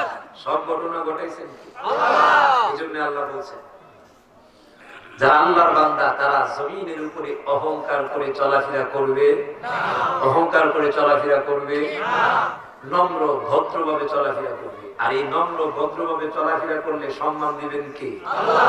আরো জোরে আল্লাহ।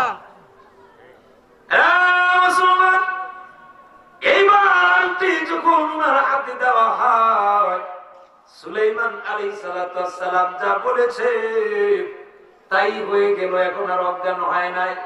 আল্লাহর পয়গম্বর সুলাইমান আলাইহিস সালাম তখন পরিচয় তুলে ধরে, এতদিন পর্যন্ত আপনারা আমার পরিচয় চাইলেন, দিতে পারি নাই, এখন আমি আপনাদের কাছে আমার পরিচয় তুলে ধরি, শুনেন, আমি হলাম এই রাজত্বের বাদশাহ হযরত সুলাইমান। চিৎকার মেরে বলুন সুবহানাল্লাহ।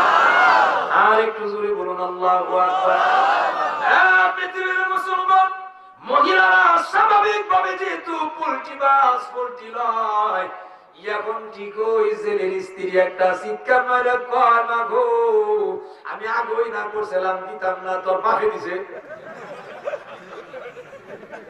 এই ভয়ে তো না করছিলাম, দিতাম না, তোর বাপে দিছে, দুষ তোর বাপের। বুঝছেন? ওই যাকে কইছি আমি আগই না করছিলাম। যেই মাত্র বলেছেন সুলাইমান আলাইহিস সালাম পরিচয় দেওয়ার কারণে ওনারা কিন্তু থরথর করে কাঁপা শুরু করলেন। এখন না জানি কি হয় রে, মনে হয় এই রাজত্ব থেকে আমাদেরকে বাহির করে দিতে পারে। আল্লাহর পয়গম্বর সুলাইমান আলাইহিস সালাম তখন ডাক দিয়ে বলেন, না, ভয়ের কোনো কারণ নাই, চিন্তার কোনো কারণ নাই, আমি আপনাদেরকে কথা দিলাম, ওয়াদা দিলাম, আমি সুলাইমান পয়গম্বর যেই কারণে আল্লাহ কামুল হাকিম আমাকে দীর্ঘদিন পরীক্ষার মধ্যে ফেলে দিয়েছে, একটু অপেক্ষা করেন, আমার রাজত্বের সব এই মুহূর্তে এখানে আগমন করবে, আর আমি আপনাদের সাথে নিয়ে রাজ দরবারে চলে যাব। চিৎকার মেরে বলুন সুবহানাল্লাহ। আর একটু জোরে বলুন আল্লাহু আকবার। পৃথিবীর মুসলমানেরা, এই জন্য হৃদয়ের ভিতর থেকে অহংকার রাখা যাবে না, বিদায় দিতে হবে। বুঝেন নাই?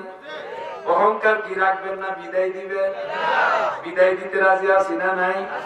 ও পৃথিবীর মুসলমান, আল্লাহর নবী রাহমাতুল লিল আলামিন বলেছেন, যদি কারো হৃদয়ের ভিতরে সরিষা দানা পরিমাণ যদি অহংকার থাকে গো, এই মানুষটা আল্লাহর তৈরি জান্নাতে যেতে পারবে না। ও পৃথিবীর মুসলমান, এই অহংকারের পর্যায়গুলো কেমন? যদি আপনি একটা ভালো পোশাক পরছেন, ভালো পোশাক, দামি পোশাক পরতেই পারেন, কোনো অসুবিধা নাই, টাকা যদি আপনার বেশি থাকে আপনি অবস্থান বেঁধে পড়তে পারবেন, কোনো অসুবিধা নাই, এটা সৌন্দর্যতা। কিন্তু পরার পরে যদি আপনার হৃদয়ের ভিতরে আনেন, মাশাআল্লাহ আমি যেই পোশাক পরি এই পোশাক আর কোন বেটা বিন্দাতো না, এরকম আসেনি? আরো জোরে। এটাই হলো অহংকার। যদি এরকম অহংকার থাকে, আল্লাহর তৈরি জান্নাত আপনার জন্য বন্ধ হয়ে যাবে।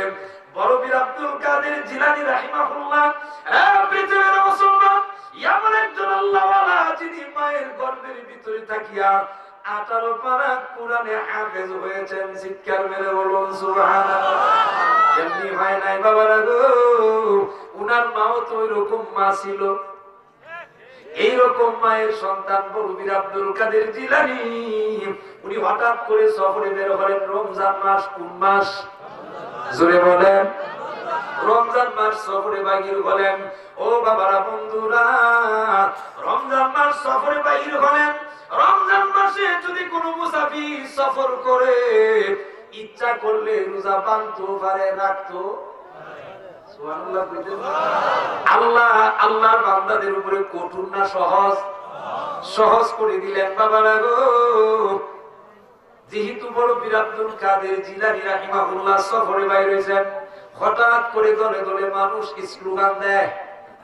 বড় পীর আব্দুল কাদের জিলানী রাহিমাহুল্লাহ উনারে আগমন করে নেওয়ার জন্য স্লোগান দেওয়া শুরু করেছে। বড় পীর আব্দুল কাদের জিলানী রাহিমাহুল্লাহ দেখলেন উনার হৃদয়ের মধ্যে শয়তানে কি জানি একটা ধোঁকা দেওয়ার চেষ্টা করতেছে। শয়তান যাইতে পারেনি, কথা বলেন। সুলাইমান আল্লাহর ওলি বড় পীর আব্দুল কাদের জিলানী রাহিমাহুল্লাহ অহংকার যদি ঢুকে যায় যে আমি তো বড়, তাইলে বড় পীর আব্দুল কাদের জিলানী রাহিমাহুল্লাহর উপায় থাকবে? চিন্তা করেন ওনারা কি চিন্তা করতো আর আমরা কি চিন্তা করি। উনি সাথে সাথে রমজান মাস রোজা অবস্থা এক দোকানের কাছ থেকে গিয়ে একটা রুটি উনি নিয়ে মুখে দেওয়া শুরু করছেন। সুবহানাল্লাহ। ভক্তরা কি ওনার উপরে খুশি না বেজা? বেজা। হ্যাঁ, আমরা কোন হুজুরের কাছে আইলাম, উনি নামের বড় পীর। এরকম কিছু লোক আসেনি? আসল ঘটনার খবর নাই, নকল জানার জন্য আসল খবর নাই। উদ্দেশ্যটা কি, বিষয়টা কি, এটা জানা দরকার আছে না নাই? কিছু মানুষ গেছে গা। বড় পীর আব্দুল কাদের জিলানী রাহিমাহুল্লাহ অনেক খুশি, কারণ শয়তান ওনারে ধোঁকা দিতে পারে। সুবহানাল্লাহ কইতেন না? কারণ ধোঁকা যদি দিত আর যদি অহংকার এসে যেত, তাহলে জান্নাতে যাওয়ার সুযোগ। চিন্তা করে কিছুদিন পরে হঠাৎ করে ওই যে কিছু মুরিদান আছে, এরা চিন্তা করে যে হুজুর একটু জিজ্ঞেস করি। জিজ্ঞেস করার আগে ওই বড় পীর আব্দুল কাদের জিলানী রাহিমাহুল্লাহ উনারে আল্লাহ পাক রব্বুল আলামিন এলহাম করেছেন। সুবহানাল্লাহ। মুরিদদের সামনে বলেন, তোমাদের হৃদয়ে, অনেকেরই হৃদয়ে আমারে জিজ্ঞেস করতে কেন আমি রুমি গেছি। এটা আমি প্রশ্নটা সব জনগণ ঠিক হইতে আছে। তো ঠিক যদি তাকে শোনো, শয়তান আমাকে ধোঁকা দেওয়ার চেষ্টা করেছিল রমজান মাস। আমি যেহেতু মুসাফির মানুষ, মুসাফির রোজা ভাঙতে পারে, যতটা ভাঙবে ততটা বাড়িতে এসে রাখলেই চলবে। আরো জোরে। কিন্তু অহংকার যদি এসে যায়, তাহলে আমার জিন্দেগি শেষ। চিন্তা করছেন কত বড় কথা। এই অহংকার থেকে আল্লাহ আমাদের হেফাজত করুন, সবাই বলি আমিন। হুজুর কি আসেননি?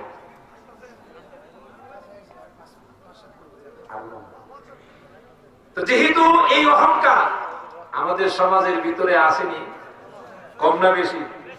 আরো জোরে বলতে হবে। এই বেশি অহংকার আমাদের থেকে দূর করা দরকার আছে না নাই? আরো জোরে বলুন, দরকার আছে না নাই? আসুন আমরা নবীর একটু সালাম জানাই। ইয়া নবী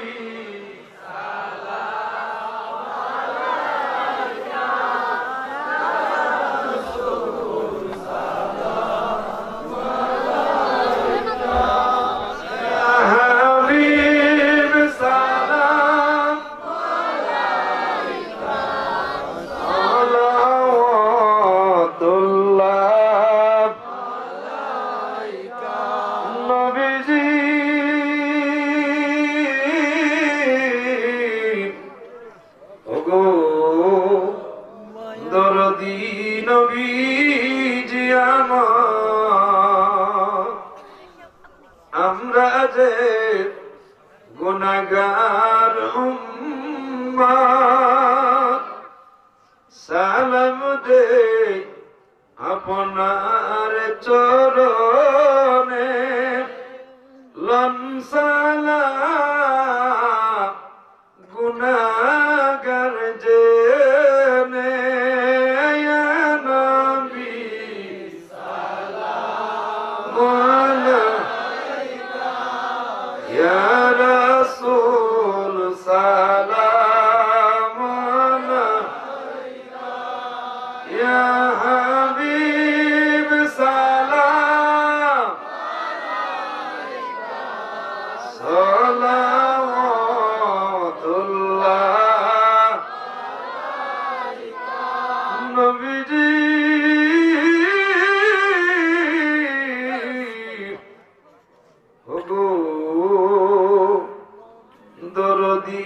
নবীজি আমার, আমরা কি মদিনা যাব না? দিন রাত একই ভাবনা, কোন পথে হব রওয়ানা, বলে দেন শাহে মদিনা। ইয়া নবী সালাম আলাইকা, ইয়া রাসূল সালাম আলাইকা, ইয়া হাবিব সালাম আলাইকা, সালাওয়াতুল্লাহ আলাইকা। বালাগাল মাওলা বিহি সাল্লু আলাইহি ওয়া আলিহি। আস্তাগফিরুল্লাহ রাব্বি মিন কুল্লি যামবি ওয়া আতুবু ইলাইহি, লা হাওলা ওয়া লা কুওয়াতা ইল্লা বিল্লাহিল আলিয়্যিল আযীম। তুবু ইলাল্লাহ তাওবাতান নাসুহা, আস্তাগফিরুল্লাহ, ইন্নাল্লাহা